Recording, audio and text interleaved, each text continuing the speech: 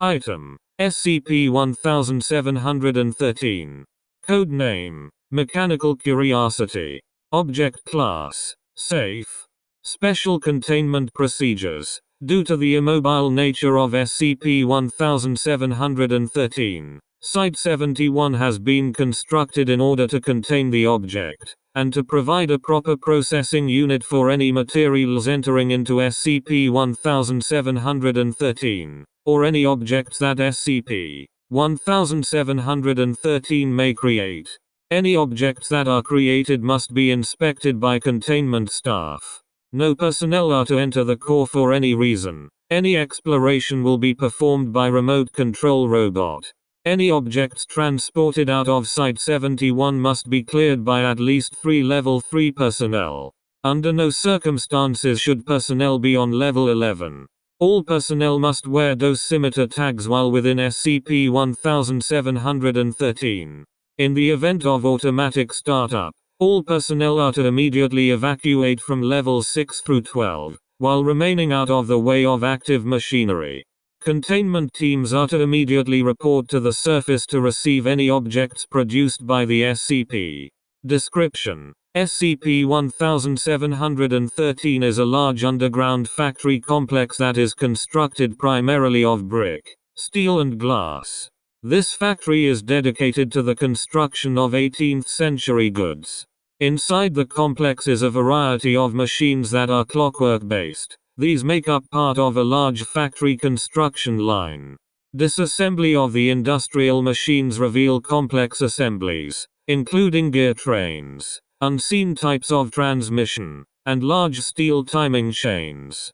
Chemical testing of the machines reveals the components to be composed of mostly iron, 95%, with the remaining elements composing of traces of carbon, manganese, chromium, nickel and tungsten. No abnormal properties have been observed with the machine parts.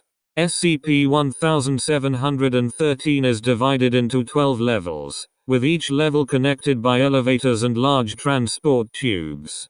Ladders, crawlways, stairwells and suspended catwalks allow for human access into the structure. All levels are connected by a large shaft which routes electricity, water, communication wires and pipes throughout the entire complex. Inside each level is a series of iron chain conveyor belts and tracks for autonomous machines to follow. The complex has been divided into the following. Floor plan. The surface structure is designed for mass storage and preparation for transport. It also provides a point where raw materials can be sent to the raw materials level. Models to be produced are designated from the control room situated within the building.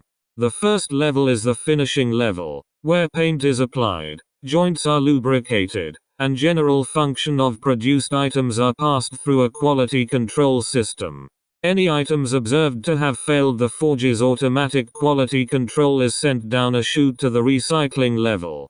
Levels 2 through 5 are assembly levels. Machines at these levels are dedicated to taking components and constructing assemblies from individual components.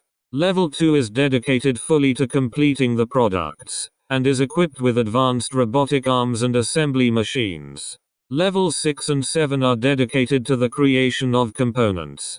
Machines at this level are designed to work with extremely hot material, including molten steel and molten brass.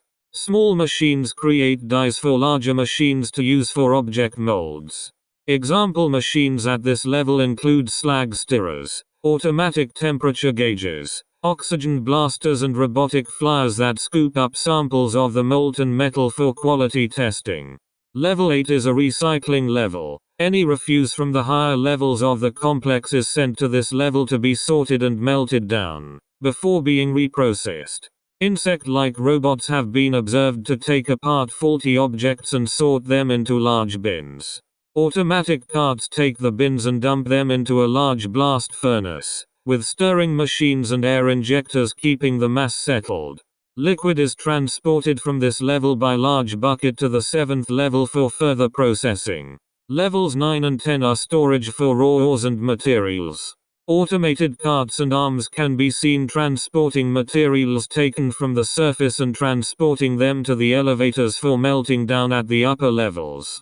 Materials that have been located at this level include coal, iron ore, bauxite, silicon dioxide, copper ore, and unprocessed gemstones. Robots at this level sort out material brought down from the surface level, and deposit them into large piles according to their type. Level 11 is the power core of the facility. No robots have been observed at this level. Level 12 is the research and development workshops of the facility. Robots at this level can be seen developing designs and occasionally send a message via pneumatic tube to the surface for processing. As of this moment, all 65 machines at this level have been shut down, and have been accounted for. Machines found at various levels include machine list, blast furnaces, metal shears, hydraulic presses, sand blasting machines, water jet cutting arms, robotic arms, large-scale mills and lathes, oiling machines, magnetic arms, degaussing assemblies, crucible cranes, steam rollers, metal planes, vacuum pumps, and stamping engraving arms. In addition to the machines found throughout the facility, various automatons have been observed to work throughout the facility. These machines, with the exception of the machines on level 12, are based off Babbage-style engines, and are charged periodically by connecting to electrified poles through the levels.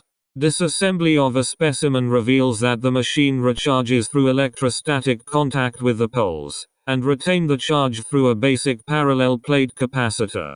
These automata are made of a similar alloy to the larger, stationary machines. Small automatons rely on fluid or cable-based computers for their instructions, while larger automatons use mechanical computers. The following is a list of observed robots and their functions. Automaton list. Water blasting automatons to cool pieces from cutting operations. Automatons equipped with arc welders to periodically repair the steel supporting structure. These machines also house larger capacitors to store the necessary charge. Dozer-style machines to clean the level floors and deposit any debris towards a reprocessing tube. Maintenance automatons that replace and repair any damage to a machine. Automata equipped with insectile appendages sort out and disassemble faulty components. Centipede-like machines that move along the top of ingots, inspecting for impurities. Flying machines that have two rotary blades and are armed with claws. They transport parts to various levels, destroy obstructions or deter intruders. 2 staff have been injured by these sentries. Spider-like robots that maintain the integrity of the structure, and snake-like robots that are used to inspect the interior of large assemblies and machines. Note: SCP-1713 is creating new robots in response to containment. All staff must refer to Addendum 1713 to 1702 for further instructions. These lists are by no means exhaustive. Research staff are still cataloging machines and automatons that are discovered. The core of SCP-1713 is located at the second lowest level of the complex, and is surrounded by blast doors constructed of a combination of lead plating, iron plating and cadmium plating. Inside the core structure is a reactor bank, composed of 18 glass cylinders arranged on an icosahedral steel object, that is attached by 3-meter-thick poles to the floor and ceiling of the room. Pipes filled with a water-like fluid are connected to the suspended cylinders, and are believed to act as a cooling system. The radiation dosage at the core icosahedral structure has been measured in excess of 50 sieverts/hour, making human exploration of the floor extremely dangerous. The radiation from this level extends throughout the facility, though the highest radiation levels are located exclusively on level 11. The lowest level of SCP-1713 is composed of small workshops, which appear to have been used to model machines for the main lines, as well as provide models for the machines to produce. On this level, a storage unit has also been located, and completed models have been located in this storage unit.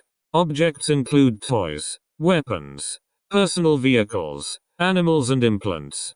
A list of items obtained from Level 12 can be found in Addendum 1713 to 1701. The robots from the lowest level are designed with insect-like appendages for manipulating machines and tools. The distinguishing feature of these robots is that, in the core of each robot, there appears to be a human brain. None of these robots have been disassembled as of this writing. It is assumed that the robots are sentient, but are designed to do nothing but to design.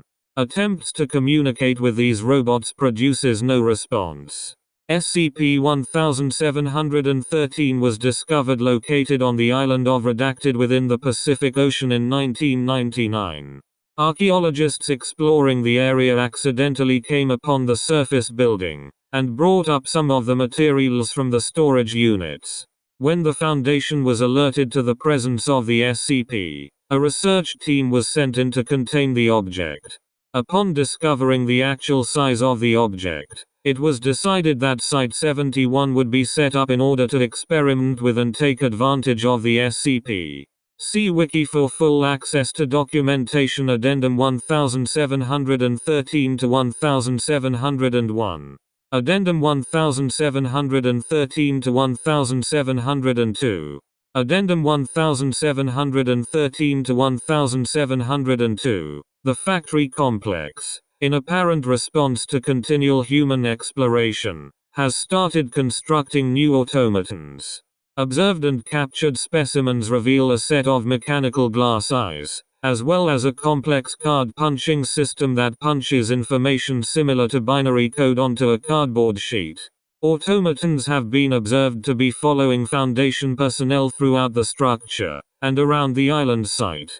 Foundation staff are to remain aware of these robots, and are to immediately report to Engozio in the event of new automatons being observed.